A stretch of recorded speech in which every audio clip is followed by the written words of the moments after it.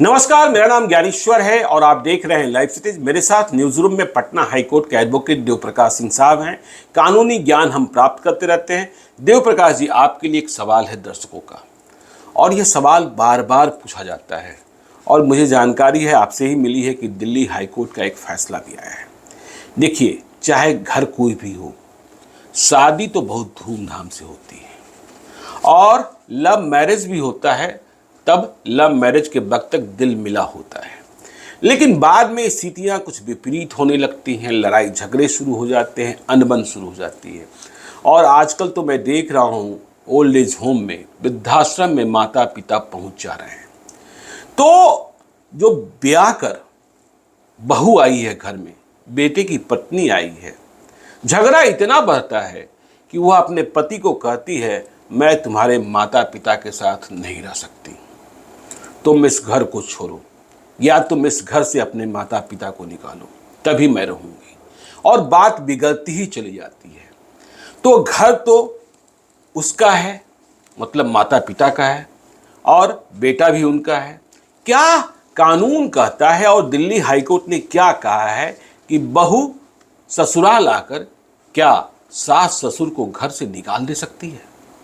देखिए, दो एक्ट है ना जी। एक तो डॉरी प्रिवेंशन एक्ट है 1961 का जी, और एक आपका 498 ए है सीआरपीसी का। जी, आईपीसी का। हाँ, आईपीसी का, सॉरी, आईपीसी का। उसके बाद एक एक्ट और आ गया है, वो है डोमेस्टिक वायलेंस एक्ट 2005 में मनमोहन सिंह की सरकार ने लाया। ये सबसे खतरनाक एक्ट। अब 1956 में बना हिंदू मैरिज एक्ट, 61 में बन गया आपको डोमेस्टिक ये डॉरी प्रिवेंशन एक्ट। तो समझ में आती है, समाज वहाँ से बहुत आगे बढ़ चुका है। जी। अब समझिए कि समाज वहाँ से 55-60 सालों पर आगे चला गया। अब महिलाओं की स्थिति कल की महिलाओं की स्थिति से काफ़ी हो चुकी है, लेकिन अब भी कानून उसी ढंग से बन रहे हैं। स्थिति ये हो गई है कि डोमेस्टिक वायलेंस एक्ट में मतलब वायलेंस केवल स्त्रियों के साथ। जी। अगर पुरुष को पिटाई घर में हो जाती है तो कोई पुरुष इस एक्ट को नहीं यूज कर सकता है, जी, यूटिलाइज नहीं कर सकता है। लेकिन अगर स्त्री को पिटाई हुई या ना हुई हो, आपने आंख दिखा दिया हो, आपने कोई ऐसी बात कही जिससे उनकी बेइज्जती हो गई है, तो वो सेक्शन 3 और सेक्शन 4 जो डोमेस्टिक वायलेंस एक्ट का है, उसको ले करके वो चले जाएंगे और कहेंगे कि इन्होंने हमसे कहा जिससे हमें मानसिक त्रास हो गया। और उस केस में जब वो, चूंकि डोमेस्टिक वायलेंस एक्ट जो है वो न केवल क्रिमिनल एक्ट है बल्कि सिविल एक्ट भी। जी। वो जो आपका डॉरी प्रिवेंशन एक्ट है वो मात्र क्रिमिनल एक्ट है, लेकिन ये सिविल एक्ट भी आ जाता है। इसमें घर दीजिए, मकान दीजिए, पैसा दीजिए, कंपेंसेशन दीजिए, बहुत सारी बात। मतलब मर्द महिला को डांट दे तो बहुत बड़ा अपराध है और महिला मर्द को पीट दे तो कोई अपराध नहीं है। सेक्शन 19 और सेक्शन 20 में बहुत अधिकार, पेलेनरी राइट्स दिया गया है। हमारे हिसाब से समाज अब बदल चुका है, सरकार को इस पर ध्यान देनी चाहिए। बातें वहां तक पहुंच रही होंगी, कोर्ट भी देख रही है। इस केस में कोर्ट ने कुछ कहा है जो मैं जानना चाह रहा हूँ। इस केस में कोर्ट ने एक महिला है ऋतु चरणालिया जी, इनको कुछ मानसिक मेंटल डिजॉर्डर था, एपिलेप्सी का दौरा पड़ता था, मूर्छित हो जाती थी, पागलपन का दौरा आता था जी। इन्होंने कहा कि ये सब दौरा हमें शादी से पहले नहीं आता था, इस शादी करने के बाद हमारे सास ससुर और पति के दुर्व्यवहार के कारण, मतलब सास ससुर इतने नालायक हो गए कि हाँ, उनके दुर्व्यवहार कारण इनको एपिलेप्सी मतलब मिर्गी तक आने लगी, जो कि मिर्गी अनुमानसिक बीमारी होती है। अच्छा। इन्होंने ये आरोप लगाया। जो प्रथम कोर्ट था और कहा कि इन्हें घर से निकालो, तभी कोर्ट में कहा कि हमें इनको निकालो, हमें घर दे दो, हम अकेले रहेंगे, हमारे साथ एक लड़का है। अकेले रहेंगे मतलब पति भी निकल जाओ। पति को डाइवोर्स दे चुकी है। अच्छा, पति को डाइवोर्स दे चुकी है, मेंटेनेंस ले चुकी है, 1 लाख रुपए महीना। 1 लाख रुपए महीना? 1 लाख महीना मेंटेनेंस ले चुकी है और कह रही कि अब इस घर में हम ही रहेंगे। घर में हम ही रहेंगे जी। तो डिस्ट्रिक्ट मजिस्ट्रेट के यहाँ पहला केस गया, तो डिस्ट्रिक्ट मजिस्ट्रेट ने कहा कि ठीक है, ये घर तो सास ससुर का रहने दीजिए, इनको बुढ़ापे का चीज है। आफ्टर वो दे आर जीवन के अस्ताचल की ओर हैं, जीवन की संध्या को उनका जीवन चल रहा है, उनको घर से निकालना, जिस घर को उन्होंने खुद बनाया, कैसे निकालिएगा? आप दूसरा घर की व्यवस्था इनको कर दीजिए।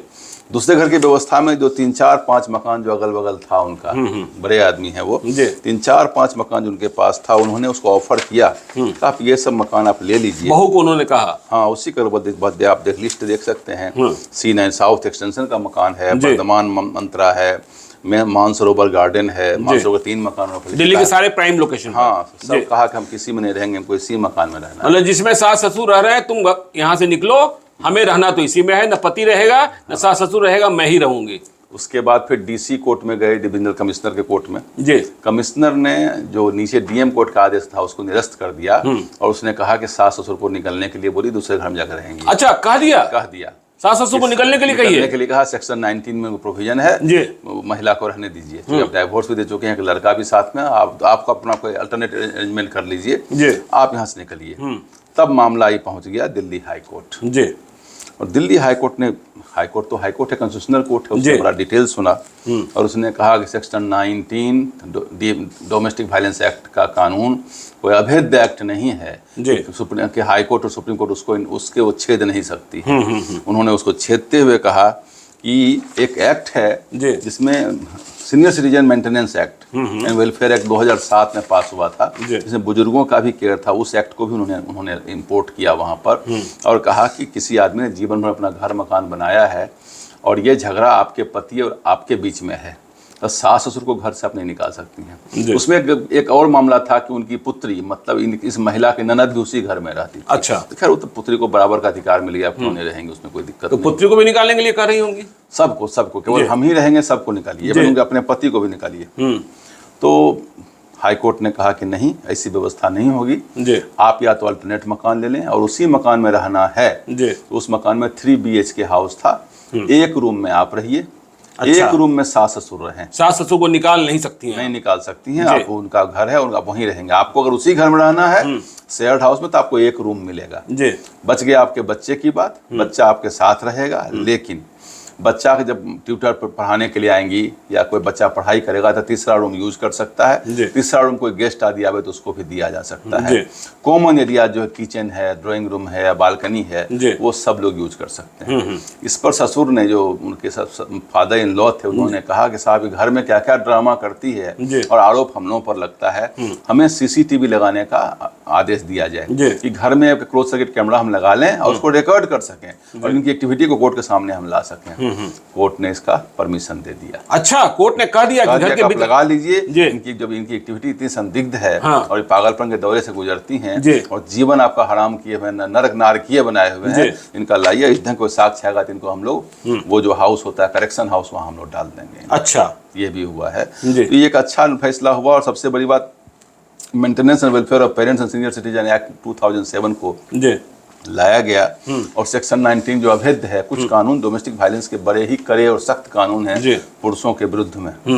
मतलब पुरुष पिटाई खा जाए तो कहीं नहीं जा सकता, लेकिन महिला को अगर मानसिक तरफ से त्रास भी दे दीजिएगा, इस एक्ट में उसको दुनिया भर का पावर दिया गया है। इसलिए आप बोल दीजिए पुरुषों को थोड़ा संभल कर रहें। लेकिन दिल्ली हाईकोर्ट ने कहा कि देखिए, माता पिता को कहा, पति को कोई सुरक्षा नहीं मिला है। अच्छा, पति को कोई सुरक्षा नहीं मिली? नहीं, पति, माता पिता घर में रहेंगे, सास ससुर घर में रहेंगे। एक्ट है सीनियर सिटीजन एक्ट, उसके तहत उनको मिला। घर उन्होंने ही बनाया था, उनको उनके ही घर से बाहर नहीं निकाला जा सकता है, लेकिन एक कमरे में आपको रहना होगा, एक कमरे में बहू रहेंगी और तीसरे कमरे का इस्तेमाल कॉमन यूज होगा। मतलब कोई ट्यूशन पढ़ाने आ रहा हो, कोई गेस्ट आ रहा हो, और किचन और ड्राइंग रूम और बालकनी, जैसा आपने कहा कि इसका सभी लोग इस्तेमाल करेंगे। और CCTV लगाने की बात भी कह दी गई। अब सोचिए कहाँ हालात पहुंच गए, कहाँ समाज जा रहा है जी, कि घर के भीतर बहू की निगरानी के लिए, सास ससुर की निगरानी के लिए कोर्ट का आदेश लेकर CCTV लगाना पड़ रहा है। तो समाज किधर बढ़ रहा है,